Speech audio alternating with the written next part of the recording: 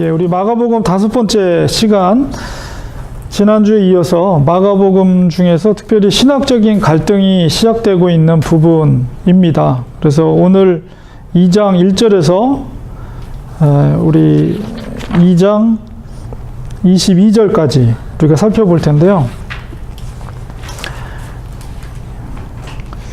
첫 번째 사건이 우리가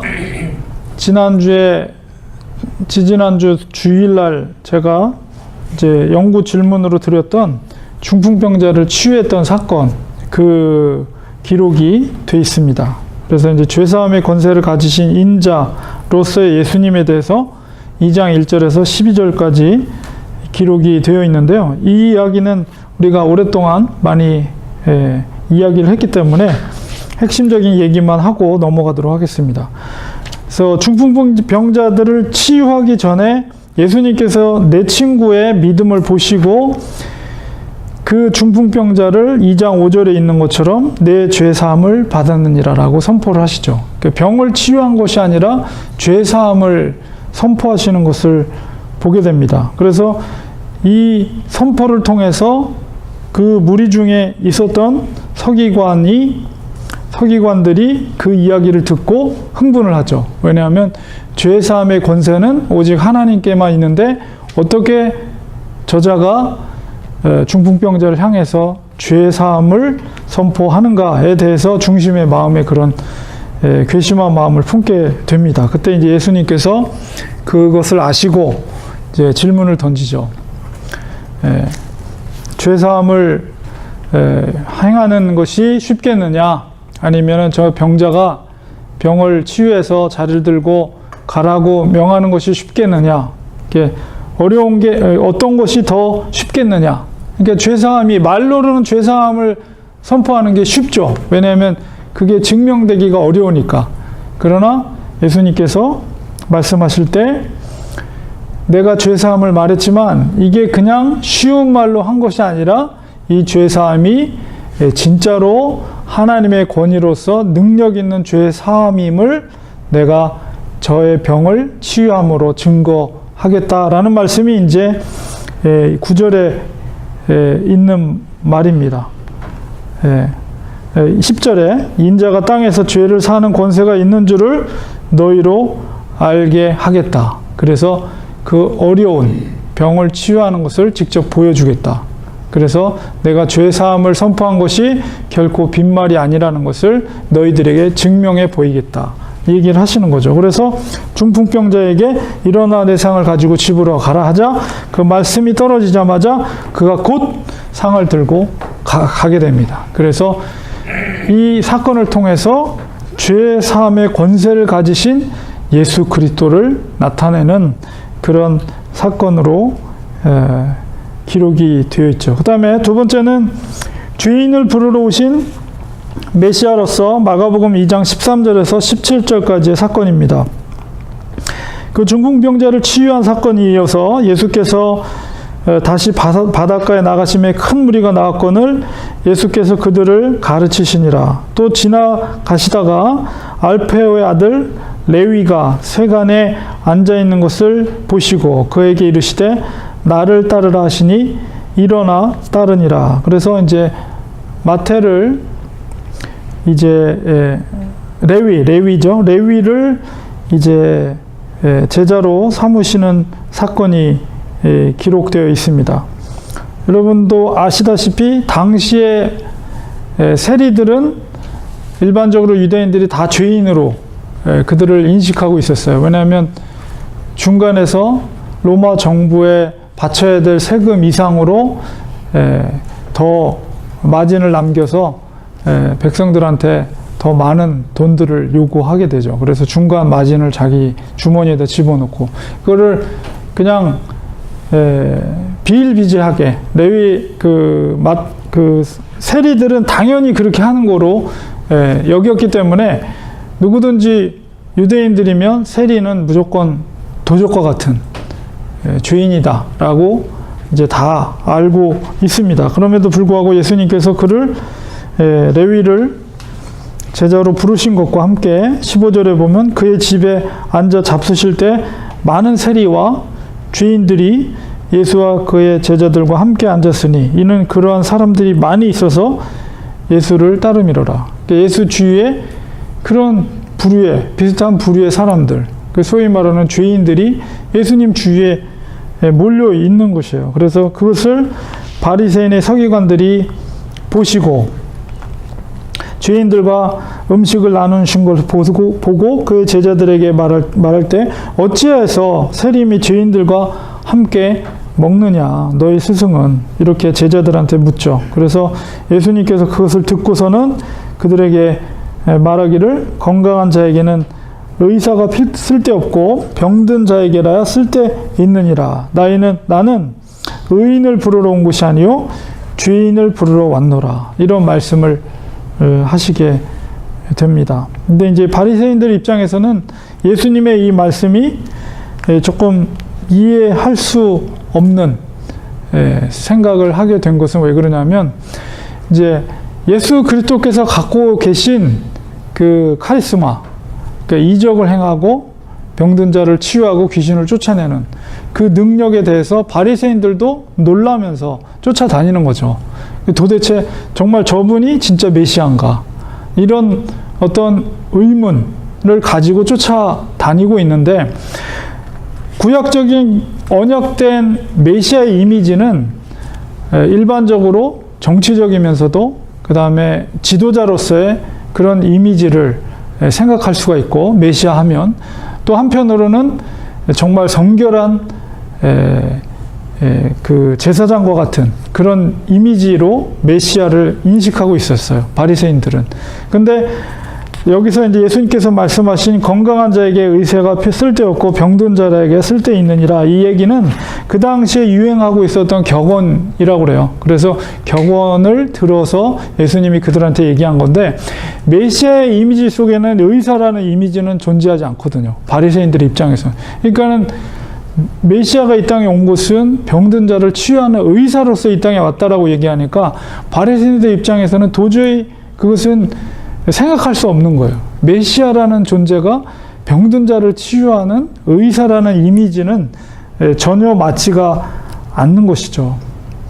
그러나 예수님께서 이렇게 말씀하신 것은 예수님께서 이루고자 하는, 그러니까는 바리새인들이나 그들이 생각했던 메시아라는 존재, 그리고 그 메시아가 회복할 왕국은, 그들이 이미지는 역시 다윗의 왕조와 같이 강력한 지도력을 갖고 있는 그런 왕국을 생각하고 있었던 거죠. 근데 전혀 뜻밖에도 병을 고치는 의사로서의 메시아라는 것은 이들의 계산 속에는 전혀 있지 않은 것이에요. 그래서 이 사건과 예수님의 말씀 속에서도 예수님이 세우고자 하는 하나님의 나라는 사실 의인들만, 그 바리새인들, 서기관들이 생각할 때 메시아가 같이 있어야 될 사람들은 성결하고 깨끗한 의인들이 주위에 있어야 되는 거예요.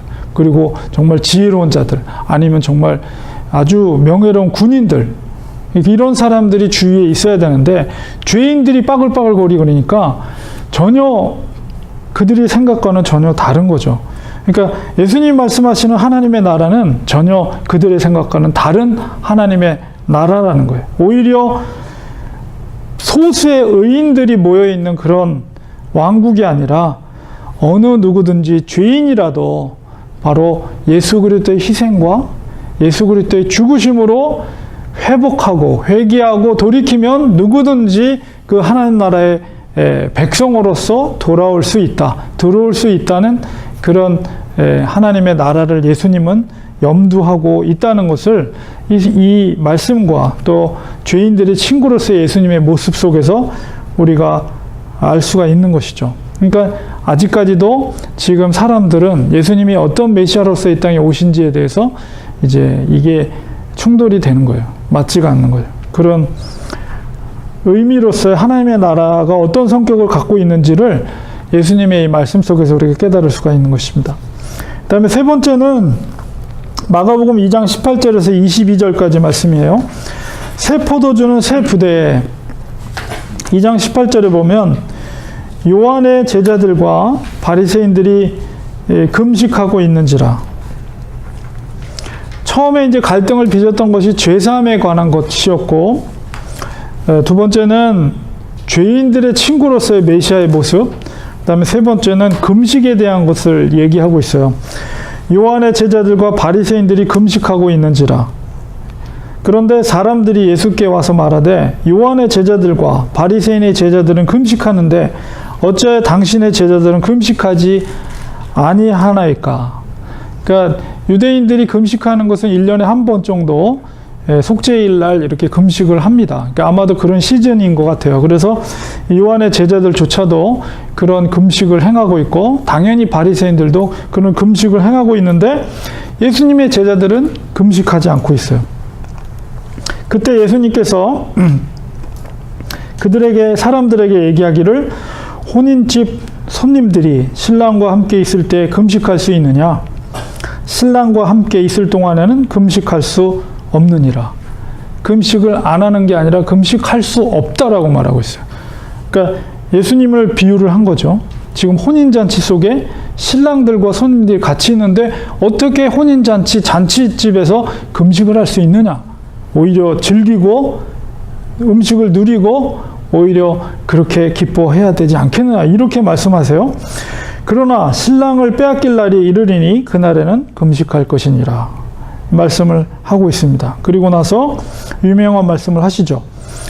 두 가지 비유를 통해서 말씀하시는데, 하나는 생배 조각입니다. 생배 조각을 낡은 옷에 붙이는 자가 없나니 만일 그렇게 하면 기운 새 것이, 헌옷 속에 새 조각을 붙여서 그것을 기우지 않는다는 거예요. 그렇게 되면 새 것이 오히려 낡은 것을 잡아당겨서 헤어짐이 더 크게 된다. 한 가지 비유가 이 생배 조각의 비유고, 또 하나는 우리가 너무 잘 알고 있는 새 포도주와 부대에 대한 비유를 하고 있어요. 예수님께서 새 포도주를 낡은 가죽 부대에 넣은 자가 없나니 만일 그렇게 하면 새 포도주가 부대를 터뜨려 포도주와 부대를 버리게 되리라. 오직 새 포도주는 새 부대에 넣느니라 하시니라. 금식으로부터 시작된 이야기가 지금 생배 조각과 또 새 포도주는 새 부대에 넣어야 된다라는 이야기로 이렇게 예수님께서 비유를 통해서 말씀하고 있습니다. 이 얘기가 무슨 이야기인가? 이제 우리 생각해 보기 위해서 또 두 번째 질문에 제가 집어넣는데, 하나님의 나라, 예수님의 하나님의 나라는 금식이 아니라 기쁨과 즐거움의 잔치를 나타내고 있습니다. 사실 금식이라는 것은 이제 정결 의식이면서 원래는 죄로부터의 정결을 의미하는 것이죠. 금식을 하는 것은 내가 금식할 때는 내가 죄로부터 철저히 정결하게 되고, 아니면 하나님 앞에 정말 시급하게 내가 먹는 것을 금하면서까지도 시급하게 간구할 것이 있을 때 금식하면서 하는 것인데, 이 의식이 그 순전한 의미, 본래의 의도와는 다르게 지금 여기 있는 것처럼 남을 올바른 것이 무엇인가에 대한 기준, 그리고 남을 평가하고 그것을 정죄하게 하는 도구로서 이게 전락이 돼버린 거예요. 그래서 오히려 그것을 속박하는 수단으로 변질되어 버린 거죠. 그래서 예수님께서도 그 회개를 처음에 선포를 하셨죠. 복음 전파에 의해서 회개를 선포했지만, 궁극적인 예수님께서 주장하신 하나님 나라의 그 하나님 나라 운동의 목적은 뭐냐면 죄로부터의 해방이죠. 그렇기 때문에 우리가 죄로부터 해방은 죽음에서 생명으로 옮겨지는 거죠. 그것은 바로 축제예요.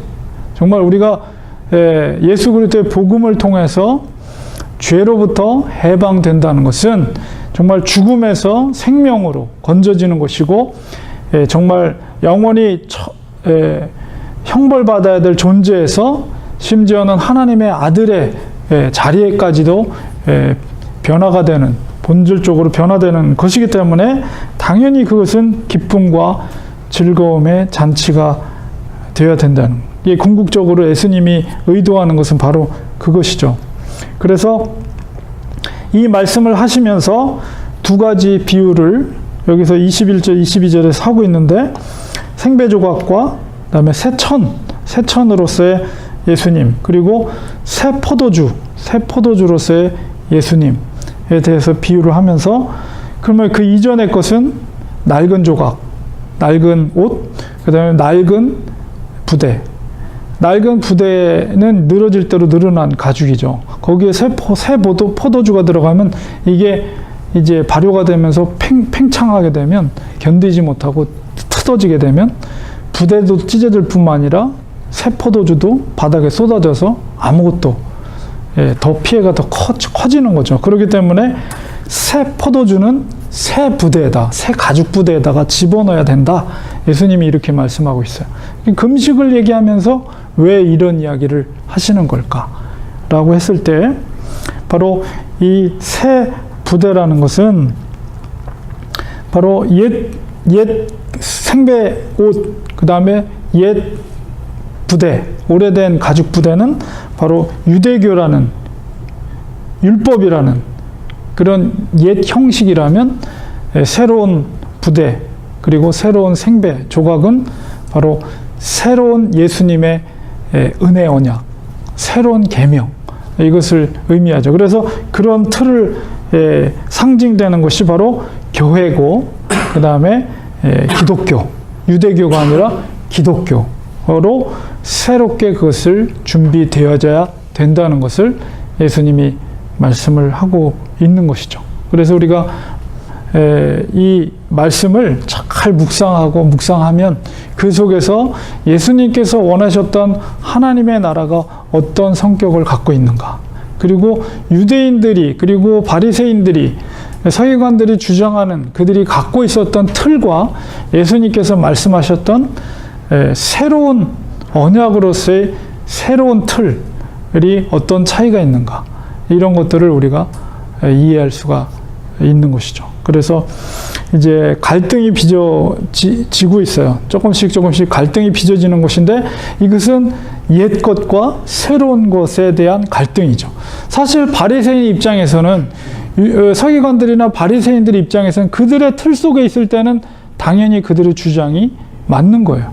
그러나 예수님께서 말씀하시고, 예수님께서 이 땅에 오심으로써 그분께서 세우고자 하는 하나님의 나라, 그 하나님의 나라가 어떤 것인가에 대한 것을 이해하지 못하고서는 절대로 이것은 갈등은 계속 빚어질 수밖에 없는 거죠. 그래서 그 하나님의 나라를 조금씩 깨닫고 그것을 받아들이는, 예수님이 어떤 분인가에 대한 것을 실제적으로 받아들이게 될 때 예수님의 새로운 틀, 그리고 새로운 포도주를 받아들이면 이제 옛 언약, 옛 율법으로부터, 그 틀로부터 이제 그것을 깨고 이제 그것을 능가할 수 있는 그런 믿음의 그런 모습으로, 믿음으로 이제 변화될 수가 있는 것입니다. 그래서 마가복음은 그런 변화의 과정, 그리고 하나님이 조금씩 예수님께서 조금씩 공개하는 하나님의 나라가 어떤 것인지, 그리고 예수님이란 분이 어떤 메시아로서 이 땅에 오셨는지를 조금씩 이제 공개를 하기 시작하죠. 그러면서 이제 8장, 10장에 이르면서 완전히 오픈이 되고, 예수님이 원했던 십자가, 예수님께서 원했던 메시아 나라, 그 다음에 그 나라가 어떤 것으로 이루어지는가, 그것은 바로 철저히 낮아짐과 죽어짐을 통해서 이루어지는 메시아 나라라는 것을 이제 공개를 하게 됩니다. 그 과정까지는 계속해서 이제 갈등이 계속 빚어지게 됩니다. 그래서 오늘은 이렇게 죄사함의 권세를 가지신 예수 그리스도, 그리고 죄인을 부르러 오신 죄인의 친구였던, 죄인과 함께했던 예수 그리스도, 그 다음에 새 포도주는 새 부대, 그래서 옛 언약을 능가하는, 그래서 새로운 틀 속에 예수님의 진리를 담아야 된다는 것을 예수님께서 친히 말씀하시는 이야기까지 했습니다. 그래서 생각해 볼 문제, 두 문제를 제가 뽑았는데요. 하나는 2장 16절에 보면 바리새인의 서기관들이 예수께서 죄인 및 세리들과 함께 잡수시는 것을 보고 그의 제자들에게 어찌하여 세리 및 죄인들과 함께 먹는가, 이런 약간은 좀 괘씸한 생각을 가지고 예수님에 대한 그런 판단을 하죠. 2장 16절처럼 오히려 역으로 생각할 때 교회가 세상을 향해서 바리새인과 같은 태도를 만약에 갖게 된다면 어떤 모습일 때 그런 모습을 갖게 될 것인가. 그리고 세리와 반대로 세리와 같이 죄인들의 친구가 되셨던 예수님처럼 정말 행하려면 교회는 세상을 향해서 어떤 태도를 가져야 할 것인가. 이런 생각을 좀 해보면 어떨까 하고 제가 질문을 한번 만들어 봤습니다. 이 질문의 의도를 여러분이 다시 한번 잘 생각해 보시면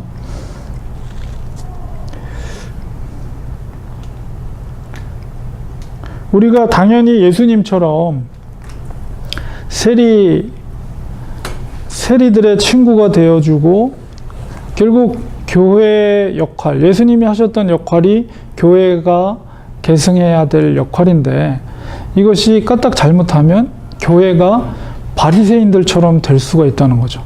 그래서 세상을 향해서 오히려 바리새인들과 같은 태도로서 세상 사람들을 대하게 될 수도 있다는 것이죠. 근데 그게 어떨 때 그렇게 그런 모습이 나타날 수 있겠는가? 이게 첫 번째가 그렇고요.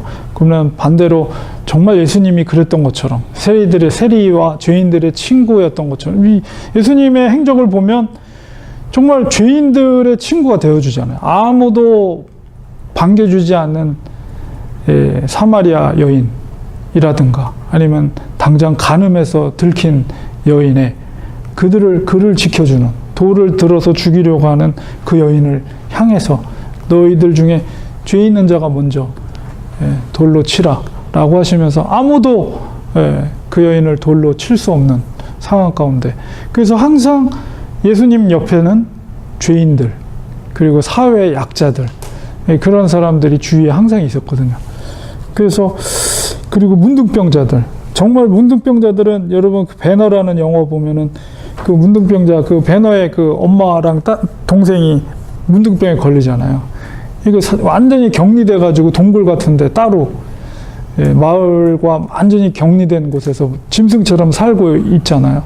그런 것처럼 그 당시에 문둥병이라는 건 완전히 저주받은 하나님으로부터 저주받은 질병을 그런데도 친히 그의 몸에 손을 대잖아요. 예수님이 만나는 것뿐만 아니라 직접 손을 대고 몸에다가 손을 대고 그러니까 예수님 주위에는 항상 그런 사회에서 소외되고 사람들이 손가락질하는 그런 사람들이 와글와글 됐어요. 오늘 본문 속에도 보면. 근데 과연 근데 교회가 오히려 반대로 바리새인전처럼 그런 사람들을 손가락질하고 있는 교회의 모습은 있지 않는가. 이제 그런 생각을 하게 된 거죠. 바리새인을 우리가 지금 한번 딱 생각하면은 드는 생각이 회칠한 무덤 같다는 생각. 그다음에 또 형식적이고 가식적이고 외식적이고 이런 것들을 생각하게 되잖아요. 그러니까 지금의 교회들이 그런 바리새인과 같은 모습을 갖추지 않았다고 말할 수가 없는 게 보면은 교인들 중에서도 그 뭐 집사를 뽑는다든가 장로를 뽑는다든가 할 때도 보면 이 사람이 어느 정도 뭐 특히 큰 교회나 이런 데서는 보면 어느 정도 사회적인 위치가 있다든가 아니면 또 어느 정도 재정적으로 좀 뭔가 좀 확실한 뭐가 있다든가 하는 그런 기준이 있어야지만 요즘은 또 큰 교회에서는 장로가 될 수 있고 그렇잖아요. 그런 기준을 삼는 것 자체가 교회에서 좀 잘못된 거라고 좀 생각이 들어요. 그런 부분들이 정말 바리새인들이 원하던 그런 바리새인들이 항상 해오던 그 시대에 그런 모습들을 지금의 우리 교회들이 하고 있지는 않는가 하는 그런 생각을 좀 해봤어요. 맞아요. 인원도 몇명 안 되는데 그런 상황이 이렇지 않습니다. 저는 그냥 좀 어떤 대상이나 이런 좀 저희가 이렇게 어떤 대상을 통해서 이런 바리새인과 같은 마음을 갖게 하는 그런 어떤 대상이 참 우리 주변에 보면 저 자신인 것 같아요. 저한테는 그러니까 뭐 어떤 진짜 그때는 뭐 이런 세리나 아니면은 정말 이방인들이 그런 이제 바리새인이나 그런 요한의 제자들을 통해서 이렇게 율법에 정말로 정말 신실하게 그것을 따랐던 사람들의 기준으로 보았을 때 그런 어떤 대상이 세리나 아니면 이방인이었다면 저는 좀 솔직히 그런 대상이 있을까, 내가 어떻게 보면 교회가 그렇게 하는 어떤 무엇인가가 있을까 이렇게 생각을 해봤을 때 좀 저 자신에 대한 조금 다른 건 생각이 안 드는데 저 자신의 어떤 교만한 그런 부분들에 대한 그런 모습들, 그러니까 크리스찬으로서 또 크리스찬 교회와 교회에서 이렇게 세워진 사람들을 또 좀 이렇게 좀 완전히 이렇게 좀 허물없이 보지 못하고 좀 어떤 일이든지 간에 이제 저 사람들 뭐 이게 그런 부분에서 조금 연약함이 있는 것 같아요. 지금 현재 제 자신을 보면. 그래서 믿는 사람들을 볼 때 참 기도도 많이 하고 말씀도 묵상을 많이 하고 그런데 라는 이런 단서를 붙이는 저 자신을 볼 때 저는 좀 제가 그런 면에서 어떤 대상이나 어떤 대상을 통해서 그런 것을 느끼는 게 아니라 내 자신이 참 교만하구나. 내가 어떤 이런 성을 자꾸 쌓고 좀 이렇게 하나 되지 못하고 섬기지 못하게 하는 그런 큰 좀 방해물이 되는 것 같아요. 제 자신한테. 제가 좀 바리새인 같다고 맞습니다.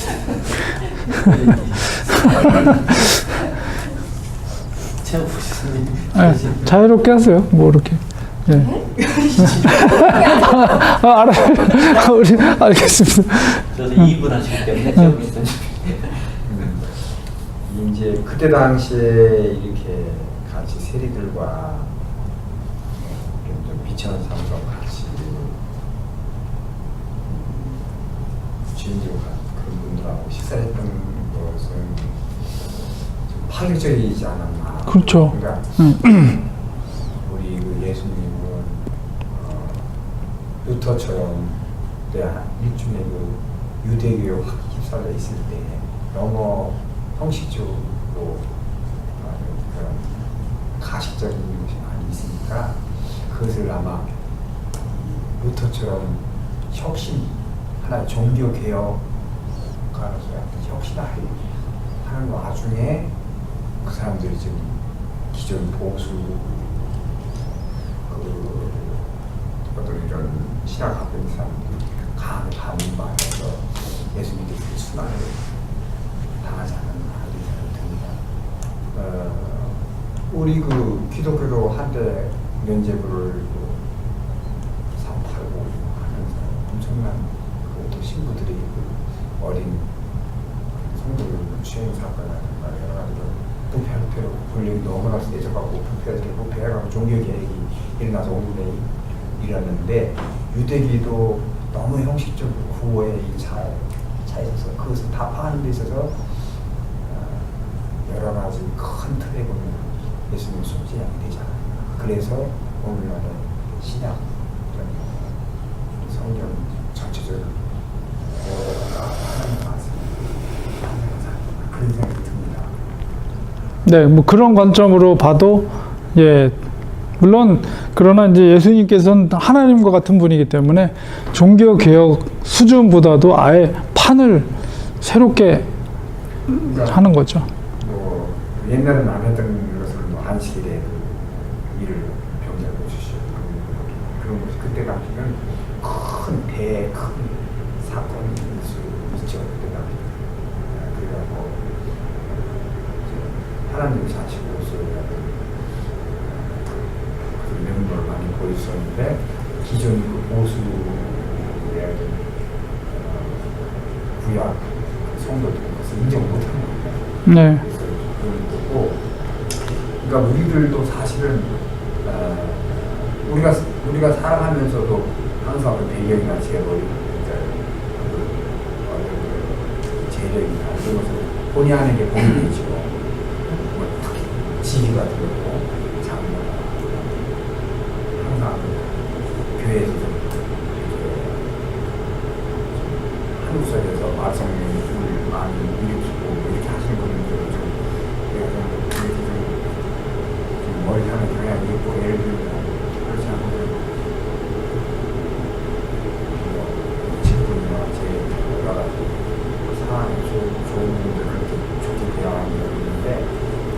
우리가 비슷하지 않나 그런 생각이 들어서 이제 그런 걸 타파하자.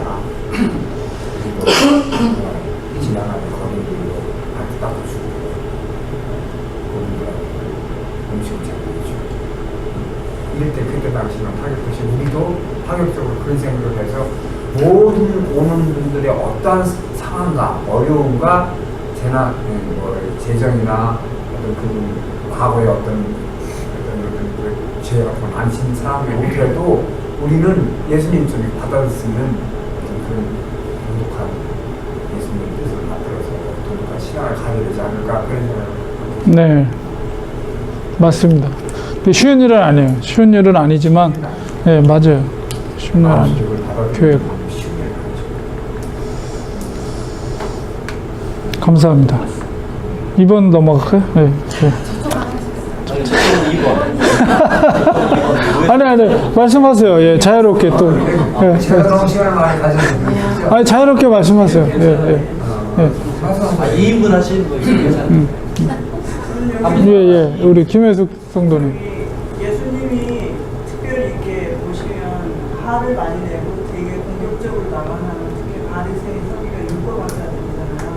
그러니까 우리도 포함되는 거잖아요. 공부를 하고 성경 공부를 하고 하는 있는 사람인데 왜 이 사람들을 그렇게 더 공격하고 더 뭐라 그러고 너도 천국 못 가면 다른 사람들 못가고 안 된다고 하는 이유가 뭐냐면 성경 그리고 항상 하시는 말씀이 너희가 성경을 어떻게 읽었느냐 이렇게 얘기를 하잖아요.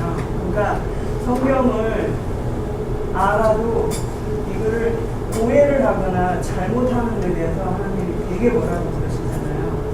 그러니까 그 말을 들었을 때 저도 공부하고 여기 계신 분들 다 성경 공부를 하시니까 우리가 항상 마음에 다 그렇겠지만 더 염두에 두는 거는 내가 성경 공부를 하면서 정말 나도 바리새인처럼 잘못 해석할 수도 있는 거예요. 그렇게 들을 수도 있고 배울 수도 있고 그러니까 그런 경각심을 항상 가져야 한다는 게 중요한 것 같고요.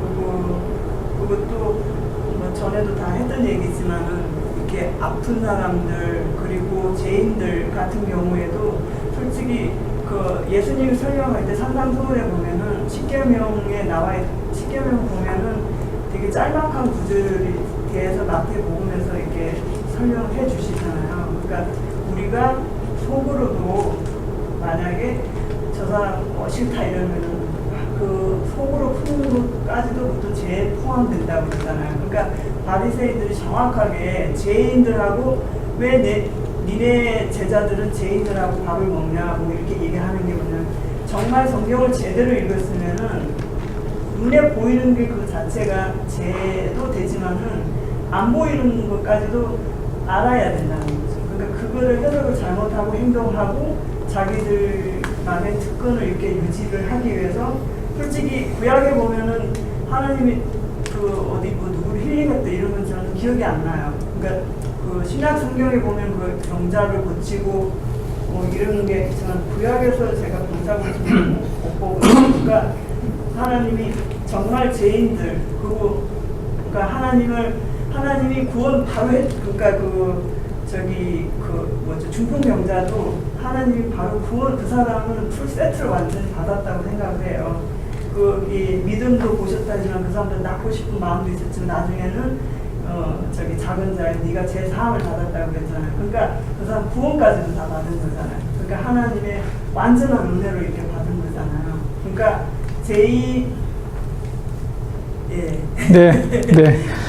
네. 감사합니다. 어쨌든 그 성경을 깊이 있게 열심히 잘 읽으시는 것 같아요. 우리 장로님 네. 저는 여기 질문이 네. 교회가 세상을 향해 바리새인과 같은 태도를 갖는다면 어떤 모습일 때 그럴까요? 하는 그런 질문인데 교회가 어떤 모습을 갖고 있을 때 바리새인과 같은 태도를 갖느냐 여기에 대한 답변을 해야 되는 게 아닌가. 네, 그거를 해주세요, 장로님께서. 네.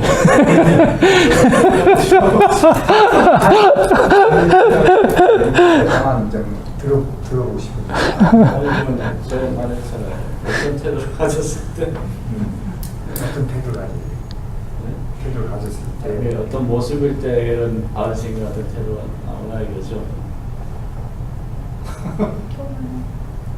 남을 판단하게 되잖아요. 우리가 자기는 그렇게 못하면서 왜 저 사람은 저렇게 크리스천이면서 저렇게 사나. 근데 사실 저도 그렇게 못하고 사는 거잖아요. 매일매일 이제 매일매일 잘못하면서 매일매일 회개하면서 이렇게 나아가는데 이런 거 볼 때 크리스천이면서도 매일 넘어지는 거예요. 우리는 연약한 거. 바리새인이 따로 바리새인이 아니고 우리 자신에도 바리새인의 본성이 다 있고 아까 집사님 말씀하신 것처럼 우리가 이중생활을 하고 있는데 하나님 보실 때 근데 그게 안 되니까 지금 되게 이제 힘들어요. 나오는 거죠. 그러니까 이 교회 이렇게 안에서도 뭐 꼭 저희 그 성도들 간에 뭐 어떤 그런 부분들도 일을 하면서 있을 수 있겠지만 또 이렇게 교회와 교회 안에서의 이런 너무 이 안에 정말 믿는 자들이 많잖아요. 저쪽에 정말 이렇게 깔려 있는데도 어떻게 보면 그게 이제 제 문제인 거죠. 그런 이제 이렇게 돌이켜 보면 어떤 때는 저 사람 저렇게 되게 정말 믿음으로 되게 손잡았고 말씀도 열심히 묵상하고 기도도 많이 하고 근데 결과적으로는 사람을 해치고 좀 주변에 있는 그 분들을 정말로 신실하게 섬기는 모습의 바탕이 아니라 그런 모습을 봤을 때 되게 쉽게 그 사람을 이제 좀 저 자신도 문을 닫게 되는 거죠. 아, 말씀 열심히 읽고 정말 눈에 보이는 것에 정말 이렇게 조금 이렇게 좀 하지 말아야겠다라는 그런 결심을 하게 되고 괜히 그걸로 남을 넘어뜨리지 말아야겠다. 내가 이렇게 막 열심으로 찬양하고 섬기면서 돌아서서 나의 이런 모습들을 보고 또 실망하고 또 넘어질 어느 누군가를 생각하면 참 제대로 서 있기가 되게 힘든 요즘의 현실인 것 같아요. 어디서든지. 그게 지금 제일 저는 사실상 이게 싸움이 큰 것 같아요. 그만. 그러니까 남을 넘어지게 하고. 그러니까 그런 생각을 하는 자체가 이게 완성담의 가는 길이다. 우리 인간이기 때문에 우리가 하나님의 예수님처럼 할 수가 없잖아요. 그런데 저렇게 생각하시는 분들이 많을수록 이 교회가 정말 바리새인 같은 태도를 갖는 그런 교회 모습이 아니고 정말로 이렇게 오래전을 받아들이고 그분 입장에 서서 존중하는 그런 분이 참 크리스찬이 되지 않을까 그런 생각조차도 안 하는 분들이 많잖아요. 그죠? 근데 인간이기 때문에 이렇게 살아가면서 어떻게 다 완벽하게 할 수 있겠어요? 그래서 이렇게 목사님처럼 저렇게 생각한 자체가 아름다운 거고 그 농도가 뭐 어느 디그리 어느 정도 그렇게 관계없이 아름다운 우리 다 같이 그런 마음을 가지면 보다 더 참된 어떤 우리가 검소하고 교만하지 않은 교회의 모습을 보지 않을까. 어차피 우리가 반성을 못하니까 지금 이제 노력하는 것이 좋다. 그게 회개하고 반성하고 그렇죠. 네. 믿음의 진행형이죠. 네, 계속해서 그렇죠. 중요한 말씀하신 것 같아요. 문제의식조차도 인식하지 못한 사람들도 있거든요. 교회 안에 있으면서도 내 믿음이 최고고 내 믿음이 맞다라고 생각하고 내 믿음이 잘못될 수 있다는 생각을 절대 가지지 않는 데서부터 문제가 생기는 거예요. 내 믿음도 잘못될 수도 있다라는 어떤 생각을 갖게 되면 겸손해지는데 그렇지 않고 나는 틀리지 않다. 내 믿음은 올바르다. 내 믿음은 잘못된 게 없다라고 생각하면 이제 그게 기준이 돼서 다른 사람을 정죄하는 거죠. 예. 그러면 그런 태도를 갖고 있으면 절대로 이제 자기가 변화될 수가 없는 거죠. 다른 사람이 다 잘못한 거고. 그게 바리새적인 태도거든요. 자기는 율법을 지키고 있다. 나는 구원받았고 너는 아니다. 뭐 이런 태도. 그리고 믿지 않는 사람들 보면 저 구원도 못 받은 게 까불고 있어. 뭐 이런 식으로 교만한 마음을 갖는다거나 이제 뭔가 내가 무시를 당한 거나 그러면은, 그런 태도가 바리새적인 태도죠. 자기가 구원받은지 안 받은지 확실하게 자기도 모르면서 스스로는 무슨 구원받은 사람처럼.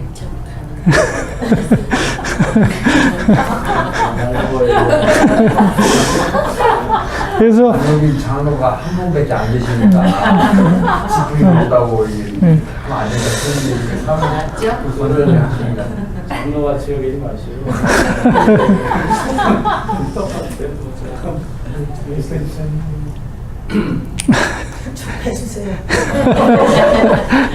네, 2번으로 넘어가겠습니다. 2번은 그 2장 22절에 그 포도주와 부대가 각각 상징하는 것이 무엇이라고 생각하십니까? 제가 말씀드렸는데. 포도주는 예수님의 보혈을 의미하는 것 같아요. 예수님이 흘리실 보혈. 그러니까 이때는 뭐 예수님 알고 계시지만 다른 사람들은 모르고 있을 때지만 예수님이 앞으로 이제 흘리실 그 보혈과 그 구원에 대해서 말씀하시는 거고, 부대는 그 이제 예수님이 오심으로 인해서 뭔가가 좀 이제 옛 율법이나 이런 것들에 얽매이지 않고 좀 새로운 것을 완성해 나가는 뭐 그런 것들을 의미하는 게 아닐까 저는 생각을 했어요. 왜냐면 그 전에 뭐 안식일에 뭐 환자를 고친다든가 안식일에 뭐 벼를 베어 먹는다든가 뭐 이런 것들에 대해서 예수님 다 말씀하시잖아요. 지금은 신랑이 혼인잔치에 신랑이 있을 때는 먹고 마시지만 신랑이 떠난 뒤에는 금식할 때가 온다. 뭐 이런 식으로 예수님이 은유적으로 말씀하셨듯이 예수님이 흘리실 보혈이나 그 구원에 대한 게 이제 포도주를 의미한다면 그거를 받아들일 수 있는 사람들은 옛것에 그런 것에 얽매이지 않고 정말 새로운 구세주 메시아가 예수님께서 오셨다는 것을 인정하는 그런 부대를 개개인들이 이제 가져야 된다는 그런 뜻으로 봤거든요. 예. 그래서 여러분이 이제 생각해야 할 것이 이제 새 포도주가 있고 옛 포도주가 있겠죠? 네. 그 다음에 새 가죽 부대가 있고 옛 가죽 부대가 있어요. 그럼 그 네 가지 관계를 여러분이 한번 생각을 해보세요. 그러면 구체적으로 물론 이제 보혈이라는 의미도 있겠지만 이제 생배 조각이랑 같이 했기 때문에 같은 비유거든요. 그러니까 생배 조각도 역시 새 옷이 있고 옛날 옷이 있고 생배 조각이 옛날 그 오래된 옷에 헝겊도 오래된 생배 조각이 있을 거고 아예 옷도 새 거에다가 새 생배 조각이 있을 거고 예. 그렇게 생각한다면 그러면 올드 포도주는 무슨 의미가 있고 그다음에 올드 가죽 부대는 무슨 의미가 있고 새 포도주와 새 가죽 부대는 어떤 의미가 있는가 이런 걸 생각해 보시면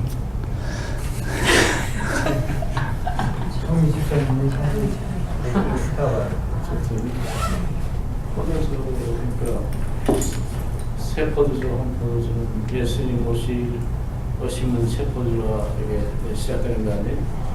구약하고 신약의 갈림, 네? 그러니까 한마디로 옛 언약하고 새 언약 이렇게 나누십니다. 포도주. 네. 부대는 하나님 나라를 얘기하는 거고 옛 질서 그러니까 구약 질서 그 체제에서 새 하나님의 나라가 도래하는 것을 얘기하는 것입니다. 거의 말씀이 나온 것 같아요. 그러니까 사도 바울이 이제 비유를 들 때 하갈과 사례를 비유를 들고 또 이제 율법을 몽학선생이라고 그러고 이제 주인이 오게 되면 더 이상 몽학선생가 필요 없다. 그다음에 이제 그림자와 실체 이런 거를 비유를 이제 성경에서 많이 들고 있거든요. 그래서 이제 포도주라고 했을 때는 말씀하신 대로 장로님 말씀하신 대로 예수 그리스도의 오심, 예수 그리스도라고 할 수가 있죠. 예수 그리스도의 오심과 그다음에 그 이전에는 이제 뭐 사람으로 치면 모세라고 할까요? 모세와 예수 그리스도. 그리고 이제 이 가죽 부대는 컨테이너잖아요. 그것을 담는 그릇인데 담는 그 그릇으로서 이제 율법을 말한다면 모세. 근데 율법을 말한다면 예수님을 담는 그릇은 새로운 은혜 언약이죠. 새로운 계명이죠. 예수님 오심으로 새로운 계명. 그렇기 때문에 이제 예수 그리스도의 오심으로 필요한 것이 옛 율법이 아니라 새로운 계명으로 예수 그리스도를 준비해야 된다는 거죠. 그러니까 그 새로운 계명이라는 것은 이제 옛 율법으로 절대 담을 수가 없는 거예요. 옛 율법은 이제 모세의 율법인데 그 율법을 그러나 이제 지난번 안식일 때 얘기 드린 것처럼 예수님이 그렇다고 예수님의 오심은 그 구약의 율법을 폐지하기 위해서 오신 것이 아니라 그 불완전했던 율법을 완성하기 위해서 오신 예수님. 그렇기 때문에 새로운 언약은 하나님께서 율법을 주었을 때의 정신이 뭐냐면 인간을 향한 사랑이거든요. 그 인간을 향한 사랑의 완성이 예수 그리스도. 그리고 그것이 바로 새로운 언약이에요. 이제 그렇게 의미 속에서 새로운 포도주를 새로운 가죽 부대에다가 넣어야 된다는 의미를 하신 거죠. 그러니까 예수님의 말씀대로 내가 안식일의 주인이며 또한 율법을 완성하러 오셨다라는 그 의미가 그 개념 속에서 우리가 이해되어질 때 우리가 복음을 바로 이해할 수가 있고 또 예수님이 세우시고자 하는 하나님의 나라의 특징 그리고 우리가 따라야 될 새로운 율법이 무엇인가. 이게 말씀하신 것처럼 우리 옛날에는 진짜 상하거나 남들이 보이게 상하거나 이렇게 했을 때 뭔가 죽이거나 해하거나 상처를 입히거나 이럴 때만 죄를 지은 거지만 예수님의 새로운 계명은 그 마음속에 형제를 미워하는 마음을 가져도 그것만으로 이미 사람을 죽인 거나 마찬가지다. 예수님이 말씀하시고 음행하는 행위를 해야만이 그것이 범죄한 거지만 예수님의 새로운 율법은 마음속에 여인을 보고 음행하는 마음만 품어도 그것은 음행을 죄지른 것이다. 그러니까 새로운 율법은 율법을 폐하는 것이 아니라 율법을 완성하기 위한 것이다. 이런 것을 예수님이 말씀을 하고 있는 거죠. 그래서 이제 바리새인들은 옛날에 그 가죽 부대를 가지고 예수님을 평가하려고 그러니 절대로 그게 맞을 수가 없는 거예요. 새로운 율법으로 예수님을 이해해야만이 온전히 예수님을 이해할 수가 있고 예수님이 하나님의 나라를 이해할 수가 있는 거죠. 그래서 예수님께서 새 포도주는 새 가죽 부대에다 담아야 된다. 이렇게 말씀하고 계신 겁니다. 그래서 우리가 신약 시대를 살고 있지 않습니까? 얼마나 은혜를 입은 건지 우리 히브리서 11장 읽어보면 쫙 그 믿음에 대해서 그 다음에 열조들을 쭉 기록하고 있지만은 끝부분에 보면 이들도 기다리는 것을 그 언약을 아직 받지 못했다 이런 얘기를 해요. 결국 예수 그리스도의 오심을 체험하지 못했다는 거죠. 믿음이 훌륭하지만 그러나 우리는 이미 예수님을 알았다. 그러니까 얼마나 우리가 큰 은혜를 입은 사람들인가 그런 이야기를 이제 히브리서 11장 마지막에 하고 있거든요. 그래서 우리가 신약시대 속에서 은혜를 입었고 큰 은혜를 입었고 또한 또 성령의 기름 부음을 통해서 우리가 성령이 함께 하심을 성령의 시대 속에서 성령과 동행하면서 이제 주님과 같이 거주한다고 우리가 고백되어지고 있지만 그러나 주님께서 우리에게 요구하시는 믿음은 그만큼 더 우리가 더 높은 수준의 믿음을 우리에게 요구하고 계신다는 것이죠. 그렇기 때문에 우리의 믿음은 완성된 것이 아니라 물론 하나님의 믿음의 은혜를 주셨지만 그것으로 구원받았지만 그러나 구원은 그것으로 끝나는 것이 아니라 또한 진행적인 것이다. 그 다음에 주님이 우리에게 원하시는 그 믿음의 구원에 이를 수 있는 믿음의 그 단계는 계속 진행형인 거예요. 진행형. 그리고 그 새 계명은 쉬운 게 아니죠. 쉬운 게. 원수까지도 사랑하라는 그 새로운 계명은 절대로 쉬운 게 아닙니다. 그러나 성령에 의지해서 성령님의 도우심과 의지함으로 이제 끊임없이 그 그리스도의 장성한 분량까지 다다르도록 매일같이 일신울신 매일같이 우리가 새로워지려고 노력을 하는 거죠. 그런 분들이 모여 있을 때 그 교회가 온전한 교회가 되는 것입니다. 자, 그러면 다음 주일날 여러분이 소그룹 모임 때 여러분이 나눠야 될 것은 요거 질문만 읽고 마치겠습니다. 마가복음 2장 27절에 예수님께서 이제 안식일에 대해서 설명하십니다. 그래서 안식일의 기원은 여러분 다 알다시피 하나님께서 6일간 세상을 창조하시고 일곱째 되는 날에 쉬셨다는 것에서 유래가 되죠. 그런데 여러분 생각해 보세요. 전능하신 하나님께서 그 6일 동안 세상 창조하시느라고 힘드셔서 7일째 쉬려고 그러셨어요? 생각해 보세요. 전능하신 하나님께서 그 쉬실 필요가 있었을까요? 7일째 되는 날? 피곤하셨을까요? 안식일은 과연 누구를 위해서 하나님께서 만드신 것일까요? 이거를 한번 생각해 보시고, 그 다음에 마가복음 3장 6절에 바리새인들이 헤롯 왕과 함께 어떻게 하여 예수님을 죽일까 이제 의논하는 이야기가 나오거든요. 왜 그들이 예수님을 죽이려 하는 걸까? 이거를 여러분이 그 본문을 한번 다시 한번 묵상하면서 생각해 보시면, 그래서 주일날 한번 그런 이야기를 나누시면 될 것 같습니다.